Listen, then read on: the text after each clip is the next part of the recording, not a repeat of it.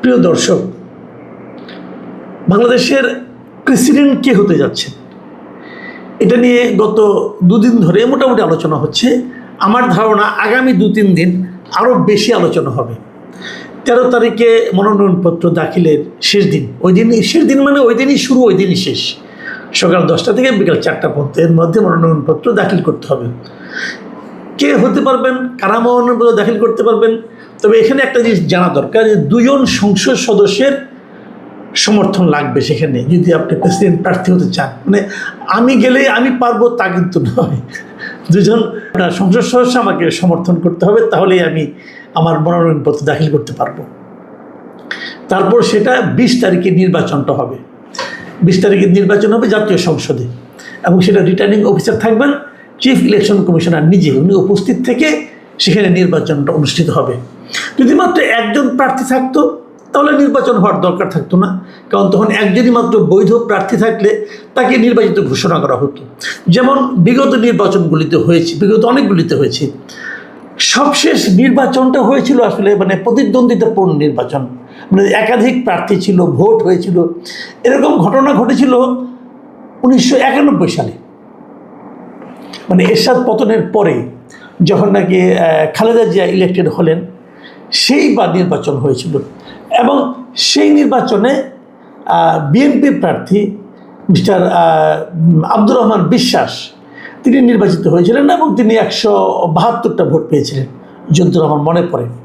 আর তার বিপরীতে আওয়ামী লীগের প্রার্থী ছিলেন বিচারপতি বদরুল হায়দার চৌধুরী। এই ভদ্রলোক 92টা ভোট পেয়েছিলেন। তার মানে ওনারাও জানতেন, মানে বিএনপি অবশ্য তখন জামাতের ভোটগুলি পেয়েছিলেন, জামাতের যারা সংসদ সদস্য ছিলেন তাদের ভোটেই তারা আজকে এতগুলি ভোট পেয়েছিলেন। তো সবাই জানতেন এই নির্বাচনে আওয়ামী লীগ হেরে যাবে। তারপরও আওয়ামী লীগ নির্বাচনে অংশ নিয়েছিল, বোঝানোর জন্য তারা একটা গণতান্ত্রিক প্রক্রিয়াকে সমুন্নত রাখতে চায়। এরপর 96 অথবা পরবর্তী যতগুলি হয়েছে 2001, কোনোবারই আর নির্বাচন হয়নি। 2001-এও হয়নি, 2002-এও হয়নি। 2001-এ বি চৌধুরী ছিলেন, তারপরে তো ওনাকে পদত্যাগ করলেন ইমপিচমেন্টের মুখে যেয়ে। তারপরে তো ইয়াজউদ্দিন আহমেদ সাহেব হলেন। এই সবগুলি বিনা প্রতিদ্বন্দ্বিতায় হয়েছে, কারণ বিরোধী পক্ষ আর এই নির্বাচনে অংশ নেয় নাই, কারণ নিশ্চিত পরাজয় জেনেও।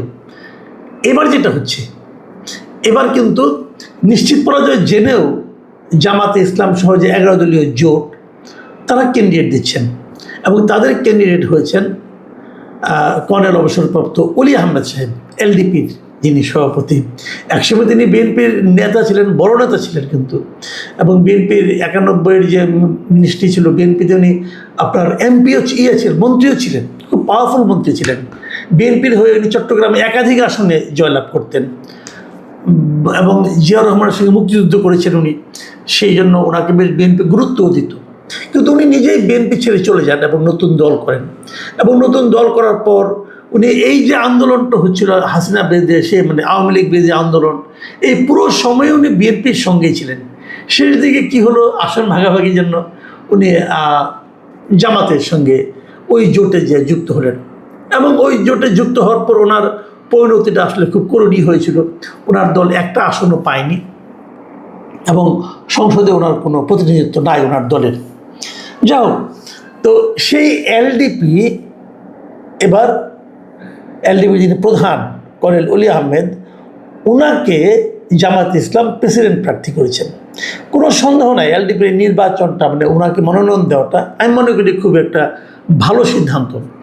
আমি প্রথমত প্রশংসা করবো জামাত ইসলামের, তারা নির্বাচন করতে যে প্রস্তুতি নিচ্ছে এবং তারা যে নির্বাচন করতে চেয়েছে, এটা আমার কাছে ভালো মনে হয়েছে। এটা গণতান্ত্রিক একটা ব্যাপার, এবং এটা খুব, এবং আপনি দেখবেন ভারতের পার্লামেন্টেও কিন্তু এই গত যে প্রেসিডেন্ট নির্বাচনটা হয়েছে, ভারতের পার্লামেন্টে অবশ্য লোকসভার পাশাপাশি রাজ্যসভার যারা আছে তারাও ভোট দেয়। তো সেখানে কিন্তু কংগ্রেস নিশ্চিত পরাজয় জানার পরেও তারা কিন্তু প্রার্থী দিয়েছিল। তো এখানেও এটা একটা গণতান্ত্রিক প্রক্রিয়া, এটা থাকা উচিত প্রার্থী দেওয়াটা, একচেটিয়া একজনের উপর দেওয়া ঠিক না। তো এবার নির্বাচনে কী হবে, মানে আমরা ফলটা এখনই জানি। ফলটা জানি এই কারণে যে বিএনপি যিনি প্রার্থী হবেন তিনি নিশ্চিতভাবে জিতবেন, কারণ তার সঙ্গে তার জোট আছে, মহিলা এমপিরা আছে, এবং জামাতের প্রার্থী আমার তো মনে হয় না 14 দলে যারা প্রার্থী, মানে 11 দলে যারা প্রার্থী আছে, আমার হিসাবে তারা 90টার মতো ভোট পেতে পারে।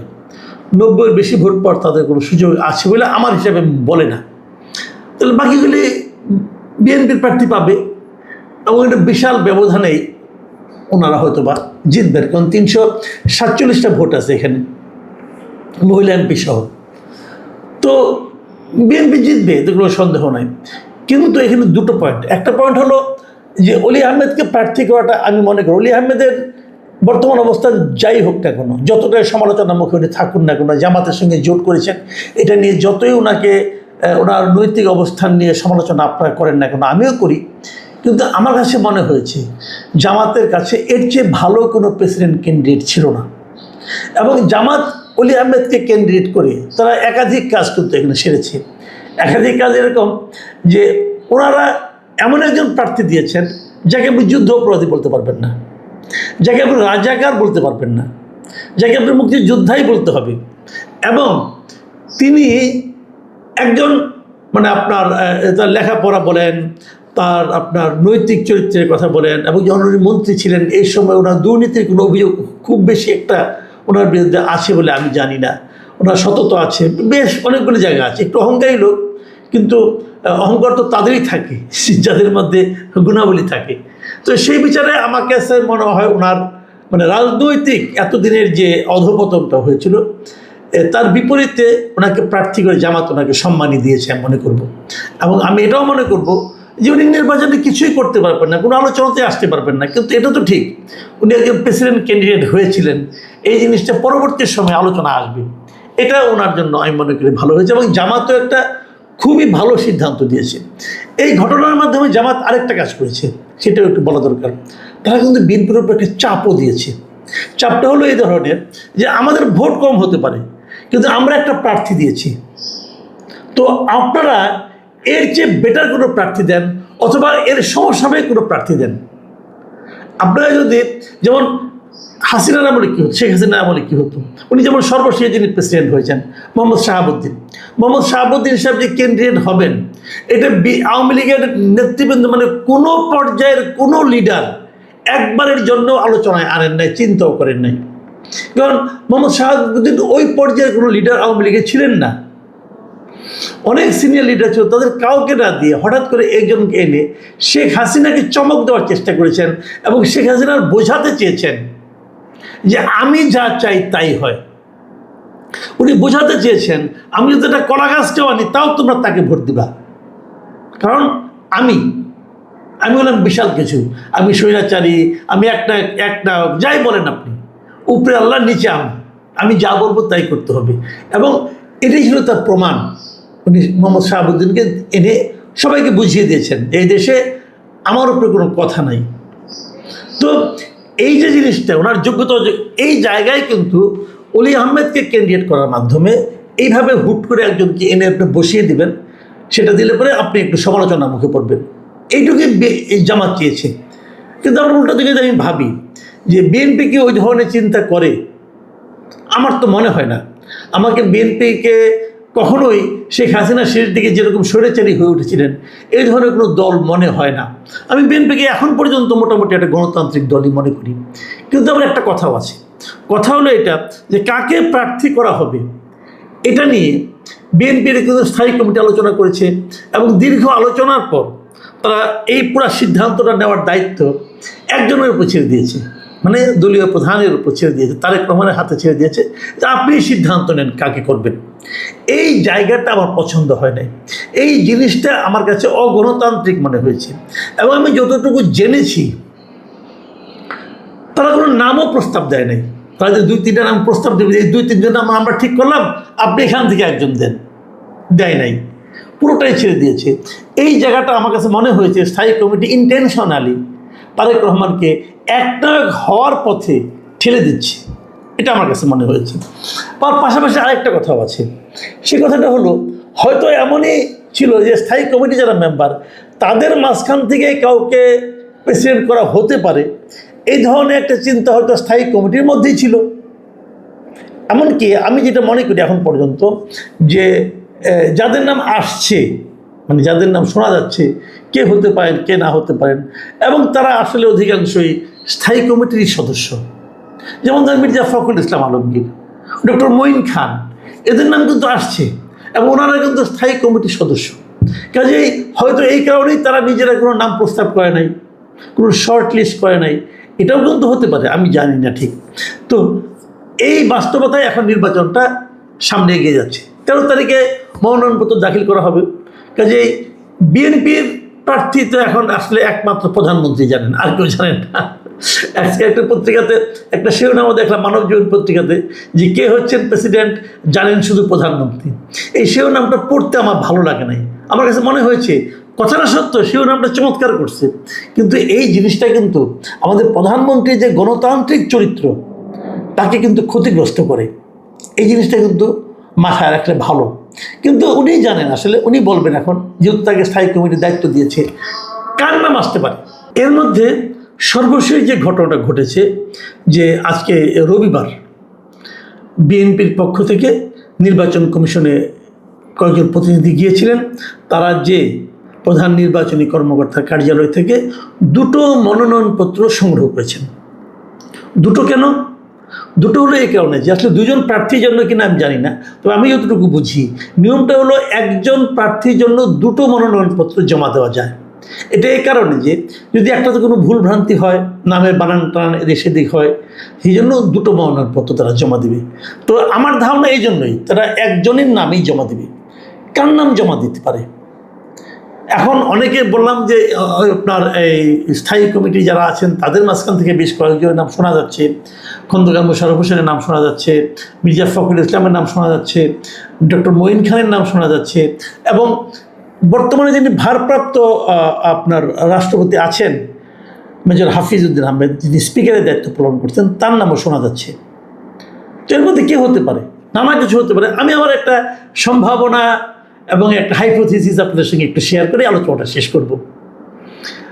আমার ধারণা শেষ পর্যন্ত ফখরুল ইসলাম আলমগীরই রাষ্ট্রপতি হতে যাচ্ছেন।